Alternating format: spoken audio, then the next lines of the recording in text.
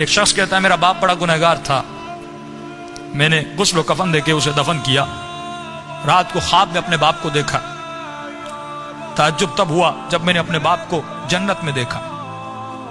میں نے کہا بابا آپ تو بڑے گنہگار تھے، آپ تو بڑے خطاکار تھے، آپ جنت میں کیا کر رہے ہیں؟ اس نے کہا میرے لال 3 دن تک میری قبر میں آگ جل رہی تھی، 3 دن تک مجھ پر فشار قبر عذاب قبر میں مبتلا تھا، لیکن 3 دن کے بعد کچھ قبریں چھوڑ کر ایک نیک خاتون کو دفن کیا گیا، جس کی آنے کے بعد پورے قبرستان میں جن جن پہ عذاب ہو رہا تھا ان پر اللہ کی رحمتیں نازل ہونے لگیں۔ فرمایا نور برس رہا تھا۔ کہ بابا یہ کیسا نور تھا؟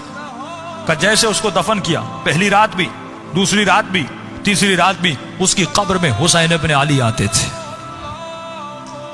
فرمایا جب اس خاتون نے میرے عذاب کو دیکھا، فرمایا اس کے دل میں رحم پیدا ہوا، اور جب امام حسین اس کی قبر میں آئے تو اس نے کہا مولا مجھ پر تو رحمتیں ہیں، لیکن یہ بھی آپ کا چاہنے والا ہے، اس کی قبر میں عذاب ہو رہا ہے، میں چاہتی ہوں میری خاطر آپ اس کی شفاعت کر دیں۔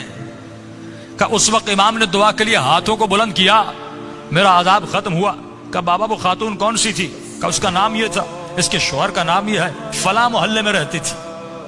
یہ نیند سے اٹھا، اس محلے میں گیا، اس شخص کا نام پوچھا کہ فلاں خاتون آپ کی زوجہ تھی؟ کہا۔ کہ اس کا کون سا ایسا عمل تھا؟ کیا وہ بہت زیادہ نمازی تھی؟ کہ نہیں، صرف واجبات پہ عمل کرتی تھی۔ کہ بہت زیادہ قرآن پڑھتی تھی؟ کہ نہیں، مختصر قرآن پڑھتی تھی۔ کہ کوئی ان کا خاص بہت زیادہ ذکر تھا؟ کہ نہیں، ایک عام سی زندگی گزارتی تھی لیکن اخلاق کی اچھی تھی۔ اس نے کہا اتنا پوچھ کیوں رہے ہو؟